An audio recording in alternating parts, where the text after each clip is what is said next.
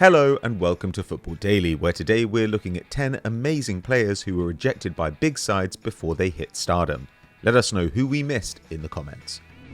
10. Erling Haaland, Everton. Now wearing blue in northwest England, Erling Haaland could have been doing so for the last 6 years had he taken a different route, though he wouldn't be earning the reported £375,000 a week Manchester City are paying him. Back in 2016, the forward was 15 and playing for Norwegian's second-tier outfit Bruyne, who he had joined at 5, and was standing out at youth level with 18 goals in 14 games for the academy team. At the time, Haaland featured mostly on the wing, and when he was handed a 4-day trial with Everton, club analysts ultimately felt that his main advantage was his size, and that as the players around him got bigger themselves, Haaland would become less effective and dominant. The Toffee's Scandinavia scout Brian King tried to change their minds, but Everton decided not to pay a compensation fee to bring in the youngster, a snip at 60k. Haaland went to Molde for under 100 grand months later and now is valued at £135 million, roughly 2,250 times what Everton would have paid. 9. Gabriel Martinelli, Manchester United. With the third youngest squad in the Premier League last season, Arsenal have finally learned from their failed attempts at short-term fixes and started focusing on building a side for the future. And while Saka and Odegaard have been the most eye-catching members of the new-look Gunners, Brazilian attacker Gabriel Martinelli looks a potential superstar too, and could easily have ended up turning out for Manchester United. Before his £6 million switch to the Gunners in 2019, Martinelli had trials at United and Barcelona, the Red Devils bringing him to Manchester on 4 separate occasions between 2015 and 2017. But despite the forward spending over 2 months in total at Carrington, the club never pulled the trigger, Martinelli returning to his 4th-tier side Ituano, where Arsenal noticed him after he was named the Campeonato Paulista's Young Player of the Year. Though he struggled with injury in England, the 21-year-old has since grabbed a goal or assist every 148 minutes for the Gunners and had more XG per 90 last campaign than anyone at United except Ronaldo. 8. Edinson Cavani, West Ham. Back in the 2000s, West Ham was briefly a hot destination for South American players. The Irons gambled on prospects from Argentina and Brazil and hit it big when they landed the double signing of Javier Mascherano and Carlos Tevez from Corinthians in 2006. So in 2009 they tried to repeat the feat, targeting a young Uruguayan striker making waves at Palermo, a 22-year-old called Edinson Cavani. Cavani had bagged 14 league goals in his second full season in Italy, but when he heard of Premier League interest, he pushed hard for the switch, while Hammers boss Gianfranco Zola was equally keen, with Carlton Cole then leading the line for the Londoners, and no one having hit more than 11 league goals for them in 3 years. But Palermo quoted a price of €16 million, and West Ham turned to other targets, bringing in attacking midfielder Alessandro Diamanti and veteran striker Benny McCarthy instead. Cavani would join Napoli 2 years later, going on to score 104 in 138 for the Partenopei. West Ham were relegated in 2011. But at least they weren't the only ones to embarrass themselves that year. The same summer, Aston Villa rejected Radamel Falcao. 7. Ruud Gullit, Arsenal. Arsene Wenger's list of near-miss signings is legendary, Le Prof almost bringing Messi, Ronaldo, Yaya Toure, Ibrahimovic and Suarez to North London in his 22 years in charge. But perhaps such failures are in the club's DNA.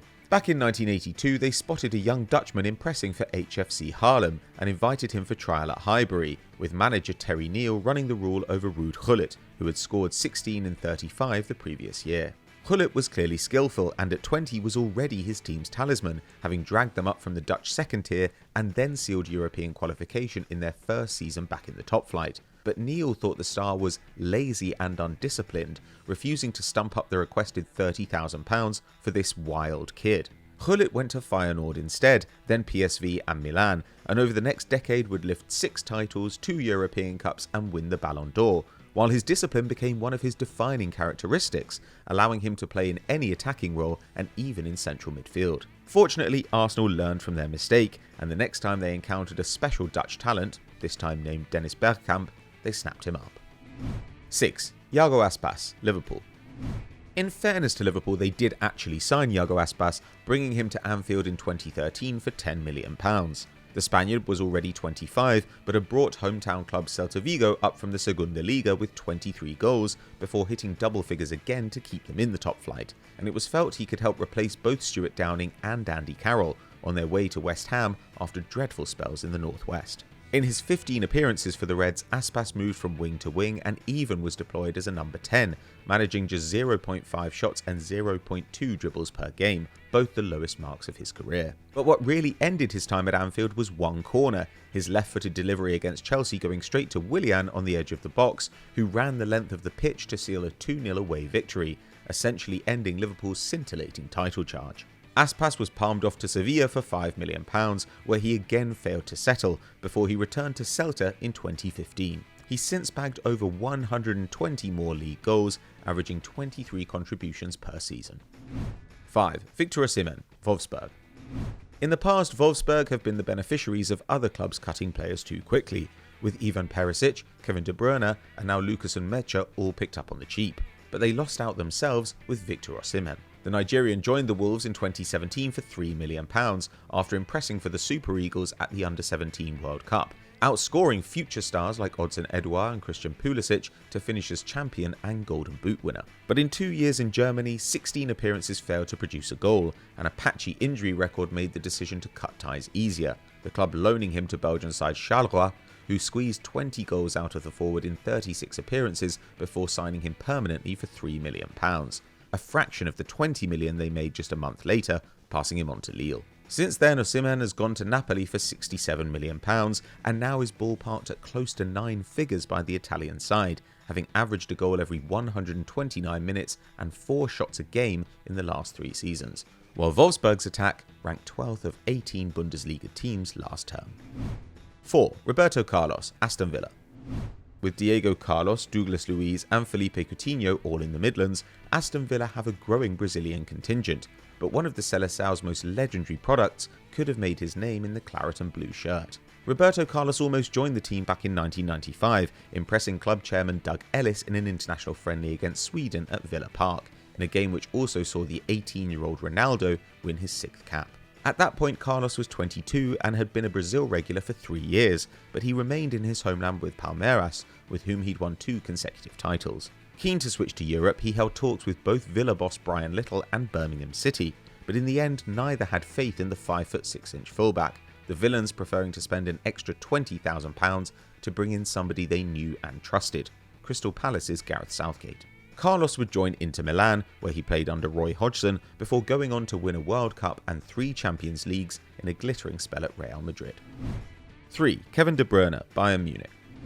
Everyone remembers Chelsea binning Kevin De Bruyne, but not many will recall that Bayern Munich also passed on the Belgian superstar. Back in 2015, the 24-year-old had just finished his first and only full season with Wolfsburg, joining the Wolves for £18 million and going on to produce 10 goals and 20 assists in league play, ending the campaign with 43 goal involvements in 51 games in all competitions, and earning the Bundesliga's Player of the Year award. Unsurprisingly, Bayern decided he was worth poaching, especially after De Bruyne orchestrated a 4-1 league battering of the Giants, and led Wolfsburg to second and the DFB Pokal. And then coach Pep Guardiola was extremely keen, instructing club bosses to make a deal. But at the time, the Bavarians had never spent more than $35 million on a player, and though they easily agreed personal terms with KDB, they couldn't bring down the fee from the £43 million Wolfsburg demanded, ultimately leaving the attacker to Man City. Bayern brought in Douglas Costa, Vidal, Kimmich and Kingsley Coman for around £75 million instead, but 6 months later Pep announced he was done in Germany. At least he ended up getting his hands on De Bruyne. Bayern never will. 2. Mohamed Salah, Newcastle. Chelsea may have ditched Mo Salah at 23, but they weren't the first English club to pass on a player who would end up winning every trophy in the club game and outscored Drogba and Giggs in the Premier League. Back in 2011, the 18-year-old Salah was ripping it up for Egyptian side Al Mokhaloun, and after 10 goal involvements in 15 games, scouts recommended him to the Magpies. Having also excelled at the Under-20 World Cup, with the Pharaohs exiting narrowly in the knockouts to an Eric Lamela-inspired Argentina, Salah was keen to make the switch, telling press, "Newcastle will soon make an official offer to sign me for 1 season. It's a dream for any player to play in one of the strongest league competitions in the world." But when Al Mokhaloun quoted £500,000 to make the deal happen, Newcastle quickly backed off, preferring to spend $3 million on Gabriel Oberton instead. Salah's disappointment was short-lived, as he arrived in Basel the following year for £2 million, and he now earns that sum every 2 months at Anfield. Newcastle meanwhile added another embarrassment to their transfer record, having turned down Luka Modric 3 years earlier for being too lightweight. 1. Kylian Mbappe, Chelsea. Frankly, almost any club could have featured here, with Arsenal, Real Madrid, Barcelona and Manchester City all coming close to signing Kylian Mbappe over the span of his short career. But the biggest bargain would have been for Chelsea, who took the Frenchman on trial back in 2012, when Mbappe was 13 and the Blues had just won their maiden Champions League title. At the time, Mbappe was playing for Bondy, his local team, where his coach was his father and his teammates included William Saliba. But his family knew the opportunity Chelsea represented, and the youngster went to train with their academy, turning out alongside Tammy Abraham in a 7-0 victory over Charlton. But scouts were unconvinced by his defensive efforts, with one saying when he got the ball he was unbelievable, but without the ball he didn't work a lot. And so they invited him for another tryout, only for Mbappe's mum to say they either signed him immediately or he'd cost them €50 million in 5 years' time. Mbappe ended up at Monaco and began his ascent to the top, but still credits the Chelsea experience with changing his mentality. We doubt that will ease the pain for the West Londoners. So those are 10 superstars who your club rejected, but who else could we have included in our list? Let us know in the comments. If you enjoyed this video, drop us a like and subscribe to the channel, hit the notification bell and you'll never miss an upload. We'll see you next time.